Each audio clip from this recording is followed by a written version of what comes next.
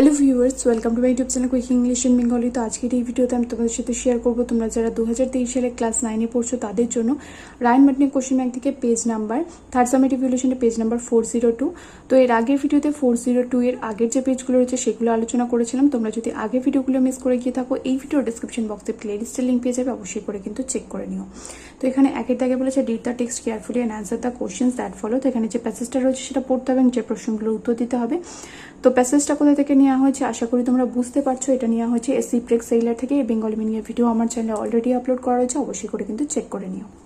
তো চলে আসো এবার একের দাগের এতে বলেছে tick the correct answer from the given alternatives. এখানে যেটা সঠিক অপশন হবে সেটাতে টিক মারতে বলেছে। প্রথমটা রয়েছে a hammock means a bed made of canvas or rope work, মানে হচ্ছে দড়ি বা কাপড় দিয়ে তৈরি একটা বিছানা। তারপর এটা Robinson tried to protect himself from the wild animals with the help of wood stakes cables and a ladder. Robinson নিজেকে পশুদের হাত থেকে রক্ষা করতে চেয়েছিল। কিভাবে রক্ষা করতে চেয়েছিল? উড স্টেক্স মানে হচ্ছে কাঠের টুকরো, কেবল মানে হচ্ছে যে কাঠগুলোকে যে খুঁটি হিসাবে কেটেছিল, কাঠের খুঁটি, আর হচ্ছে কেবলস মানে হচ্ছে তার এবং মই দিয়ে। তারপর এটা Robinson Crusoe also found some money which were of no utility in that desolate island, যেটা ওই নির্জন দ্বীপে কোনো কাজেরই ছিল না। তারপরে Robinson Crusoe found a safe habitation. Robinson Crusoe একটা সুরক্ষিত বাসস্থান খুঁজে পেয়েছিল আফটার সার্চিং ফর লং, দীর্ঘ সময় খোঁজার পর। তারপরে Robinson dash wood into stakes. Robinson cut the wood into stakes. Robinson কাঠগুলোকে কি করেছিল? খুঁটি হিসাবে কেটেছিল। তারপরে বিয়ে তাকে এখানে ট্রু ফলস লিখতে বলেছে। প্রথমটা রয়েছে Robinson Crusoe's life became miserable due to the wrath of nature. প্রকৃতির রোষে রবিনসন ক্রুজোর জীবন দুর্দশাগ্রস্ত হয়ে গিয়েছিল, এটা ট্রু হবে।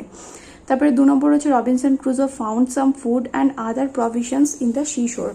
রবিনসন ক্রুজো সমুদ্রের পাড়ে খাবার এবং অন্যান্য সামগ্রী খুঁজে পেয়েছিল, এটা ফলস হবে।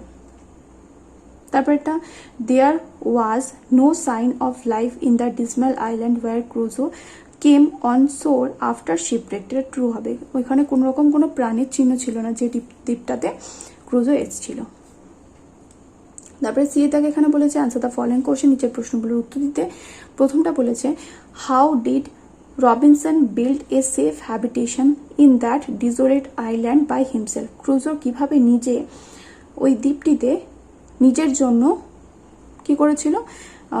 একটা বাসস্থান বানিয়েছিল, মানে বাসস্থান খুঁজেছিল বা নির্মাণ করেছিল। বিল্ড মানে হচ্ছে নির্মাণ করা। তাহলে Robinson Crusoe cut the wood which he collected from the sea. Robinson Crusoe কি করেছিল? জাহাজ থেকে যে কাঠগুলো সংগ্রহ করেছিল সেগুলোকে কেটেছিল। And drove them into the ground in a semi circle. এবং কি করেছিল? সে ওই কাঠগুলোকে সেমি সার্কেল অর্থাৎ অর্ধবৃত্তাকারে তার তাঁবুর চারিদিকে পুঁতেছিল।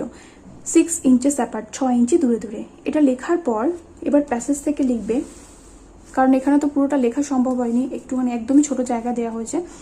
আইয়ের জায়গায় লিখবে he put the cables he had rescued. এখানে আইয়ের জায়গায় এখানেও হি হবে। He had rescued from the ship around the stakes in the manner of a fence. তখন সে কি করেছিল? তাঁবুর মতো করে সে একটা কেবলস অর্থাৎ ওই মানে তারটাকে বা দড়িটাকে খুঁটির চারিদিকে জড়িয়ে দিয়েছিল বেড়ার মতো করে। এরপর চলে আসো, তারপরে লিখবে ওটা লেখার পর, ওই লাইনটা লেখার পর লিখবে দাস THUS দাস মানে এইভাবে Robinson build a safe habitation in that desolate island all by himself. ঠিক আছে। তারপর এটা 2 নম্বর রয়েছে why was Robinson Crusoe convince that he had to spend the rest of his life alone in that desolate island. কেন Robinson Crusoe নিজেকে একদম রাজি করিয়ে নিয়েছিল যে তাকে ওই নির্জন দ্বীপে একা থাকতে হবে?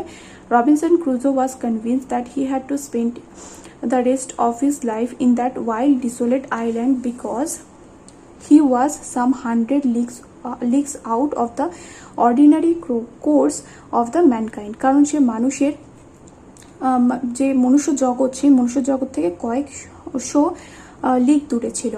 এরপর চলে আসো 2 দাগে এখানে একটা পোয়েম রয়েছে। এই পোয়েমটা নিয়ে হচ্ছে নর্থশিপ থেকে। এই পোয়েমটা পড়তে হবে, যে প্রশ্নগুলো উত্তর দিতে হবে। তো এই পোয়েমটা অলরেডি বেঙ্গলি মিনিংয়ের ভিডিও আমার চ্যানেলে আপলোড করা রয়েছে, চাইলে চেক করে নিতে পারো। দুই দাগের এতে বলেছে tick the correct answer from the given alternatives, এখানে যেটা সঠিক অপশন হবে সেটাতে টিক মারতে বলেছে। প্রথমটা হচ্ছে the second ship turn towards the east, দ্বিতীয় জাহাজটা কোন দিকে গেছিল, পূর্ব দিকে। তারপরটা the third ship went wide and far into a dark sea, তারপরটা the first ship was carried to a rich country as the sea was favourable with the blow of powerful wind. তারপরটা the poet saw the three ships go sailing by over calm and quiet sea. তারপরে বিয়ে থাকে এখানে দুটো প্রশ্ন রয়েছে। প্রথমটা হচ্ছে what does the poet mean by darkening sea, darkening sea বলতে কবি কি বোঝাতে চেয়েছেন। The poet means the welcoming nature of waters which through several hurdles for the third ship to surmount by darkening sea. ঠিক আছে, তারপর একটা give any 2 points of difference between the journey of the third ship and the 2 other ship, ওই তৃতীয় জাহাজ এবং বাকি 2 জাহাজের জার্নির মধ্যে, যাত্রার মধ্যে কি পার্থক্য ছিল সেটা 2 পয়েন্ট লিখতে বলেছে। তাহলে কি লিখবে, while the first ship and the second ship came back from their journey happily on unhappily, প্রথম জাহাজ এবং দ্বিতীয় জাহাজটা কি করেছিল, তাদের যাত্রাপথ থেকে সুখী হয়ে বা অসুখী হয়ে ফিরে এসেছিল। The third ship sailed northward fighting obstacles in the sea, কিন্তু তৃতীয় জাহাজটা কিন্তু সমস্ত বাধা বিপত্তির সম্মুখীন হয়ে উত্তর দিকে বয়ে গিয়েছিল, উত্তর দিকে চলে গেছিল। In contrast to the first and second ship the third one was reached for a long journey, আর উল্টো দিকে ওই যে প্রথম এবং দ্বিতীয় জাহাজটার পরিবর্তে তৃতীয় জাহাজটা কিন্তু দীর্ঘ যাত্রার জন্য সাজানো হয়েছিল। তারপরে চলে আসো রিডিং কম্প্রিহেনশন আনসিনে, এখানে একটা আনসিন প্যাসেজ রয়েছে, যেটা পড়তে হবে, যে প্রশ্নগুলো উত্তর দিতে হবে। আনসিন প্যাসেজটা পড়ার পর চলে আসো 3 দাগের এতে বলেছে tick the correct option from the given alternatives, এখানে যেটা সঠিক অপশন হবে সেটাতে টিক মারতে বলেছে। প্রথমটা বলেছে leprosy is a fully curable disease. তারপরে people do not accept leprosy patients even after they are cured as they are superstitious. ঠিক আছে, তারপরটা রয়েছে শাসাকোস organization is called Nippon Foundation. তারপরে regarding the rehabilitation of the cured leprosy patients, Shasakawa was very much angry. আচ্ছা, এখানে very much অ্যাংরিটা actually হবে না, dissatisfied হবে, যে অসন্তুষ্ট ছিল। এরপর চলে আসো 5 নম্বরটাতে, to try to confirm the rehabilitation of the cured leprosy people, Sasakawa made the cured people speak up. তারপর এটা the number of cured leprosy patient in India by Nippon Foundation is around 14 million. তারপরে বিয়ে দাগে এখানে true false রয়েছে। প্রথমটা রয়েছে not many organisations are working to eliminate leprosy, এটা ফলস হবে। সাপোর্টিং স্টেটমেন্ট হবে সাম ইন্ডিয়ান অর্গানাইজেশন থেকে শুরু করে টু হেল্প দ্য পিপল। ঠিক আছে, তারপর এটা সাসাকোয়া and his organization have done a very good job in the elimination of leprosy only in India, এটা ফলস হবে। সাপোর্টিং স্টেটমেন্ট হবে ইন স্পাইট অফ কিউরিং থেকে শুরু করে বাই হিজ নিপন ফাউন্ডেশন, পুরোটা লিখবে কিন্তু, কারণ এখানে ধরেনি তাই ডট দিয়ে দিয়েছি। তারপর এটা social rehabilitation of leprosy patients after their cure is still a problem, এটা ট্রু হবে। তারপরে শাসাকোয়া থেকে শুরু করে এই যে এখানে society by the society, rehabilitated by the society, এটা কিন্তু লিখতে হবে। তারপরে সিএ থেকে যে প্রশ্নগুলো রয়েছে, প্রথমটা রয়েছে হু ইজ ইউহি শাসাকোয়া, নামটা যদি আমি ভুল উচ্চারণ করে থাকি তোমরা আমাকে একটু কারেক্ট করে দিও।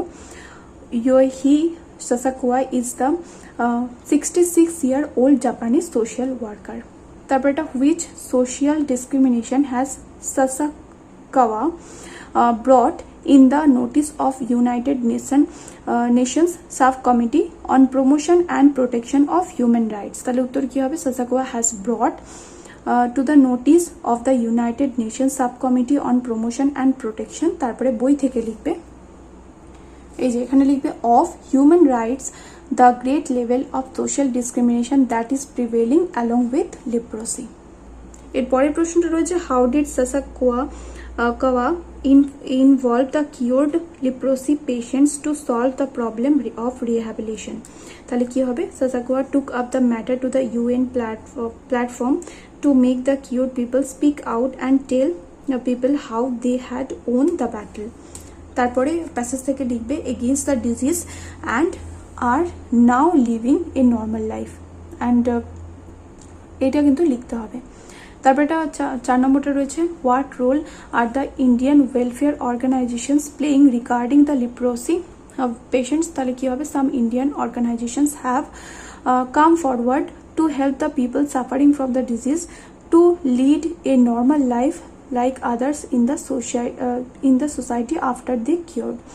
এখানে বলেছে যে কি ভূমিকা পালন করছে, তাহলে আফটার দে কিওর এর সাথে কিন্তু আরও লিখতে হবে, তাহলে ওর সাথে আরও লিখবে they organise seminars and publish pamphlets to create awareness that the disease is fully curable and that the cured people are just as normal human being as the others। এতটাই লিখবে। এরপর চলে আসো গ্রামার অ্যান্ড ভোকাবুলারিতে 4 দাগে। এখানে বলেছে article and preposition রয়েছে। প্রথমটা রয়েছে my aunt lived in the ground floor of the old house of the river Thames. She was very much afraid of the burglars and was always locked up the house before she went to bed। তারপরে 5 দাগে রয়েছে do as directed. প্রথমটা রয়েছে Tina spoke nonsense, এটাকে negative বানাতে বলেছে, তাহলে Tina did not spoke sensible, মানে বুদ্ধিমত্তার কথা, বুদ্ধিমানের কথা সে কিন্তু বলে না, উল্টো পাল্টাই কথা বলে। তারপর একটা mother sewed a new dress for me, এখানে ভয়েস চেঞ্জ করতে বলেছে, তাহলে a new dress was sewed for me by my mother. তারপরে there was an unnatural silence, এটাকে কমপ্লেক্স বানাতে বলেছে, তাহলে there was a silence which was unnatural. তারপরে they said to the mountaineers may God help you, তাহলে they wished that God might bless, আচ্ছা bless না তো এখানে হেল্প ছিল, গড মাইট হেল্প মাউন্টেনার্স, ঠিক আছে, দ্য মাউন্টেনার্স হবে। তারপর এটা Nabin is the best player in the football team, এটাকে ডিগ্রি চেঞ্জ করতে বলেছে, তাহলে no other player in the football team is as good as Nabin. তারপর এটা বলেছে the wall is so high that the boy can not jump over it, তাহলে the wall is too high to jump over it, এটাকে simple sentence বানাতে বলেছিল। তারপর এটা 6 দাগে রয়েছে ফ্রেজাল ভার্ব, রিজেক্টেড থেকে হবে টার্ন ডাউন, রিটার্ন থেকে হবে গট ব্যাক, তারপর ডিস্ট্রিবিউট থেকে হবে গিভ অ্যাওয়ে, ডিস্ট্রিবিউটেড থেকে হবে গিভ অ্যাওয়ে। তারপরে 7 দাগে এখানে রয়েছে কোশ্চেন নাম্বার 3, অর্থাৎ ভোকাবুলারি থেকে সিমিলার মিনিং খুঁজে নিয়ে লিখতে হবে। রেলিভেন্ট মানে হচ্ছে তাৎপর্যপূর্ণ, প্রিভেলিং, কভার ওয়ার্ডটা সিমিলার মিনিং, তোমরা অ্যান্সারটা কমেন্ট করে জানো যে কি হবে। কভার মানে হচ্ছে আবৃত করে রাখা, প্যাসেজে খুঁজে পাও নাকি কমেন্ট করে জানিও। ক্রিটিসাইজ মানে হচ্ছে সমালোচনা করা, তাহলে হবে ডিসক্রিমিনেশন, বাদ বিচার করা। তারপরে ডিস্ট্যান্স হচ্ছে আরও দূরে, তাহলে ফার্দার হবে আরও।